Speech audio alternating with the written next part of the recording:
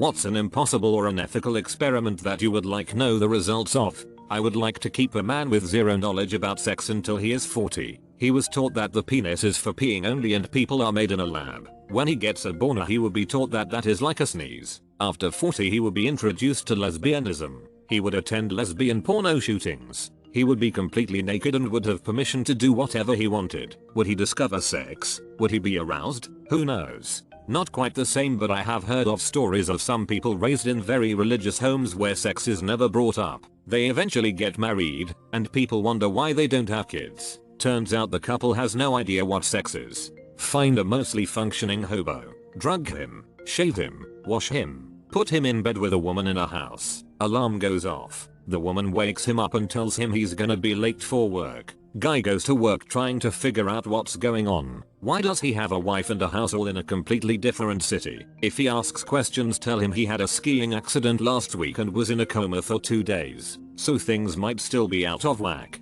Well, if not a real experiment, it could work as a movie. Only if we get a stockbroker and turn him into a hobo as a comparison. In Danish folklore, something like this happened. One of our kings and his men played a joke on a local drunk. They would get him super drunk, pass out and put him in the king's bed. When he woke up all servants were ordered to act as if the drunk was the king. He becomes a real idiot, and a lot of Danish culture deprived of that morale. Forge something in space. I don't think it's possible with the technology we have right now. I'd love to know how the crystal structure of the metal turned out after being shaped in 0G. Well, thanks to physics we can quite precisely say what will happen. 1. The metal will have higher quality and would be a lot more even. This is why 0 grams forging is an actual thing that will be done on a massive scale. 2. New alloys. Previously unmixable metals will be easier to mix due to their densities not having as much of a role. 3. Quite a lot less OSHA violations, since it'll be automated. Hope this helps.